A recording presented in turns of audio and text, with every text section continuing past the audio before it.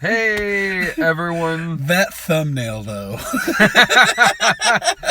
Again, like I said before, sometimes taking the thumbnail is my favorite part of these. Real quick, I'm making up a lot of midnight screenings here that we missed over the weekend because we were in Wizard World Chicago. I'm pretty sure it's like our last con of the season. I'm pretty sure it is. So because of that, we have some of our inventory went ahead and threw up over on our eBay page, which is ebay.com/USR/Stoned Gremlin Productions. We put some autographed DVDs on there, like the Cinema Snob movie, Nudies, Rudies, and Crudies on Erotic Fantasies, and Jesus Bro as well, just to kind of clean out some of our inventory before con season next season. So if you're interested in any of those, go ahead and check it out. So anyway, we got out of All Saints. Okay, first of all, I just gotta say, fuck you, you lucky bastard. Why is that? Because I haven't been to Wizard World in so long. I want to go back to Wizard World, and I just can't afford it. Yeah, it was. Oh, I shouldn't say it was. It was terrible. Yeah. You lying? Shut up. But this, you've never been to one of these movies with me, have you? No. One of the religious movies, No. one of the faith-based movies. No. So, what was your first impressions on these? Because I've seen a bunch of these. I mean, this was exactly what I was expecting. You know, It's what I was. It kind of was too for me, to a point. it was eye rolling, groan worthy. You know, I didn't think so much that. just But- the whole like, oh, it's raining, it's a sign from God. Oh well, I mean, It's like, yeah, for crying out loud. it's got things like that in it because I mean it's a faith-based movie, but I mean, honestly, I thought this movie was perfectly fine. Like, it. Look, I mean, is it something that I would have gone to go see if I wasn't seeing for the site? No. Like, is it a movie that's even made for me?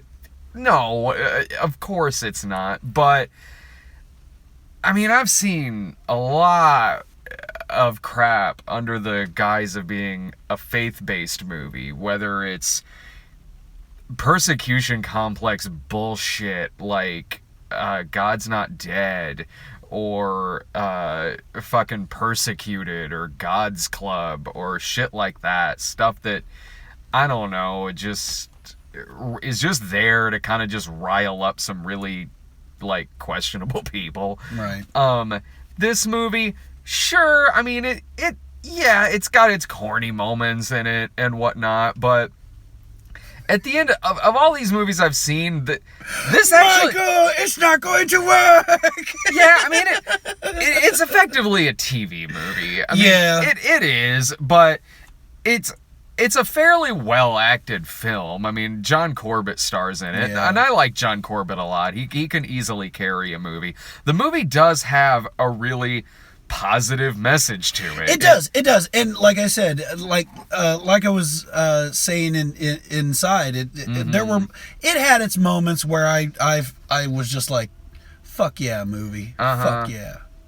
And even though I totally agree, and even though like I was sitting there and I was like, you know, like it does look and feel like a TV movie. Some of the jokes in it certainly feel like sitcom jokes, but if you're somebody who a movie like this is intended for, and you want to go out to the movies to see like a Christian movie or a faith-based film, Sure.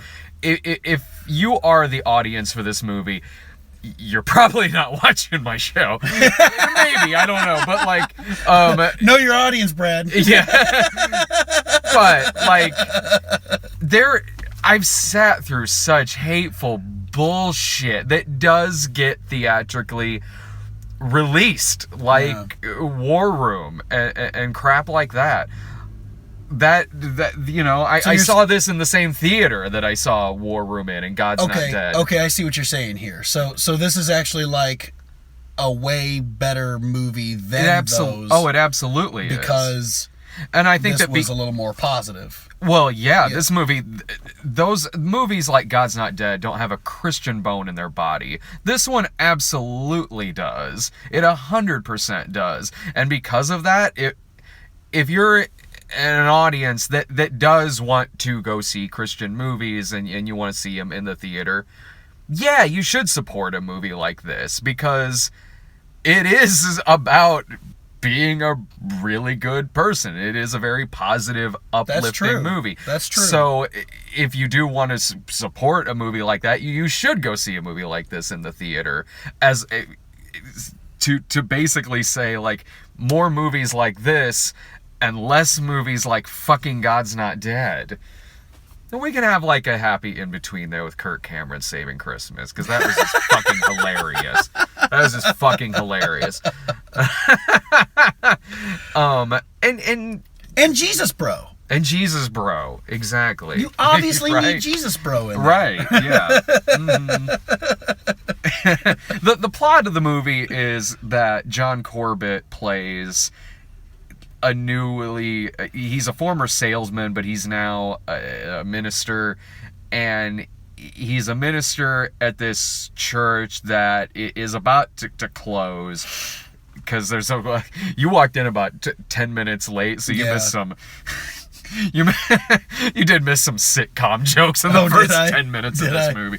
You did. More so than the rest of the movie? Or? Yes. Wow. Yeah, you missed stuff like the grumpy old man Forrest. You missed. God, I love Forrest. I'll get to him in a second. Like, you missed some stuff with him saying, like, angry at John Corbett because the place is closing, and John Corbett goes, well, look, I mean, there's only 12 people in there. And then Forrest goes, you know who else had only 12 followers? Oh, Jesus.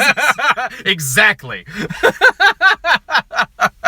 And there was a thing at the beginning where John Corbett's wife runs into the lady who's giving away cookies at church, and the wife's like, where's the piano? Like, we don't got no piano here. Like, oh.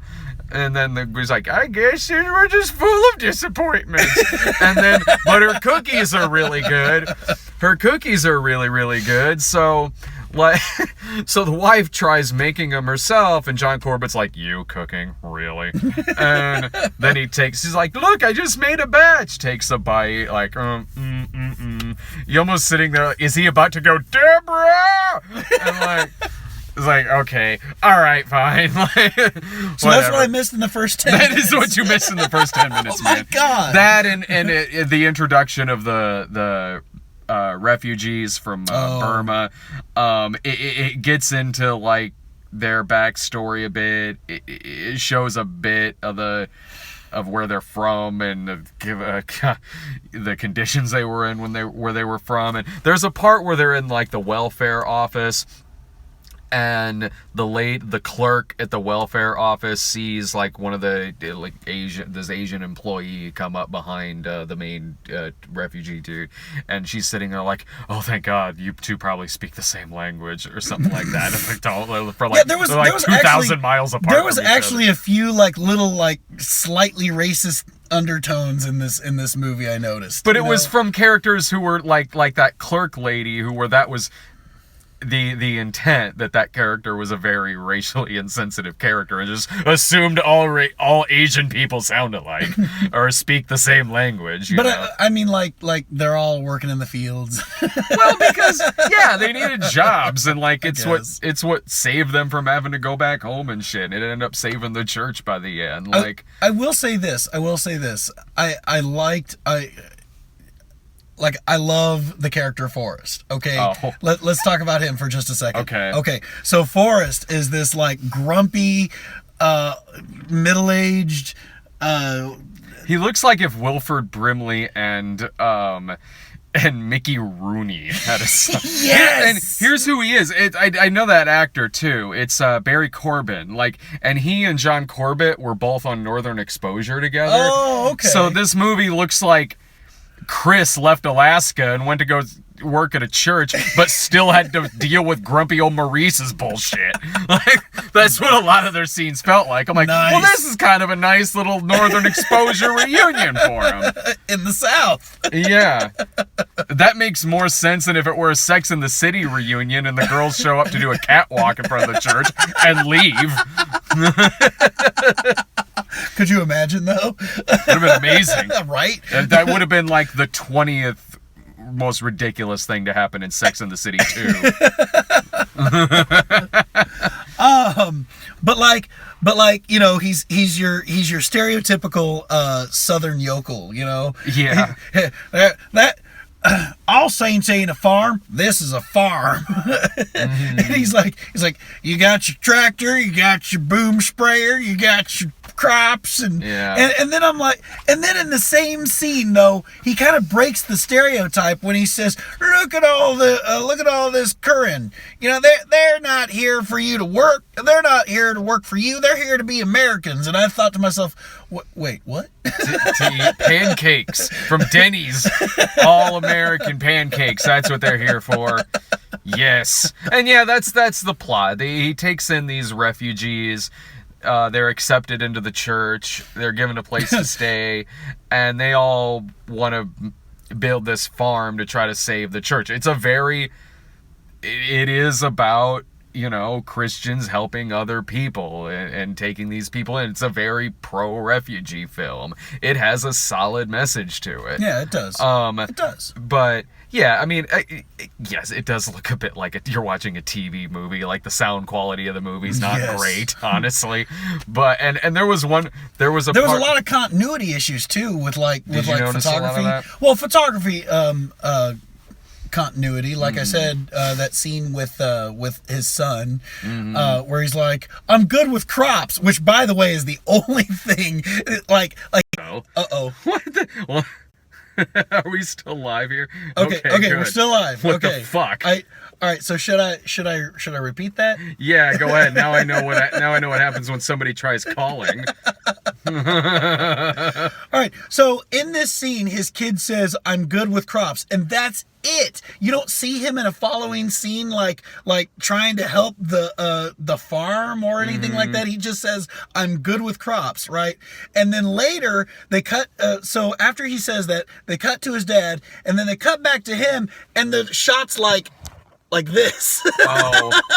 And it's like, ooh. It's all good. Ooh, there we go.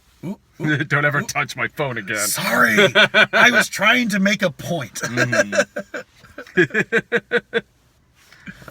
Hang on, it's kind of shaking back and forth. Yeah, there sorry. we go. No, it's probably not even you. It's probably whoever the fuck just tried calling me. Don't you know I'm talking about... It's night. I'm talking about movies. Yeah, of course. Baldy McGiggles strikes again. Dude, one thing that I did notice here, and this is just a little thing, and you noticed it too, thank God, when they're sitting, when the two lead characters are sitting outside, and the two lead characters are sitting outside, and he mentions to him, "Don't you love McDonald's?" Oh yeah. And, because they're eating burgers and they're eating fries. No, he asked, you got McDonald's out there in your country, and they're not eating McDonald's. I noticed with I was like, okay, they're drinking out of like these styrofoam cups sitting there, and I was like, all right, fine. They're drinking out of these styrofoam cups. And I was like, okay, so they probably just can't show the label or anything like that. And the burger looks like, all right, that could maybe pass for like the McDonald's burger or something like that. But then they start like eating the fries, which I'm like, okay, come on, you could at least try here. That is clearly just big, like, crinkle cut, like... It was. I didn't even notice. Like, what I was noticing was like the chicken fries. Like they should have said BK or something. Oh yeah, like that. yeah. So I was like, that's not all right. Like, whatever, just don't say McDonald's or whatever, or just Right. or just show him eating the burger. Like, I would have been like, all right, well, maybe that could be a McDonald's burger. That's a little thing, it is, but as someone who eats a fuckload of fast food like I do, it's something I just noticed. Do you have any final thoughts about this? I mean, okay, this was my first religious movie, and as someone who's not religious, I came in here with like this kind of negative expectation for it. But you make some good points. I mean, it was a very uplifting, inspirational movie about basically just being a good person and being just like outreach to your community and whatnot, and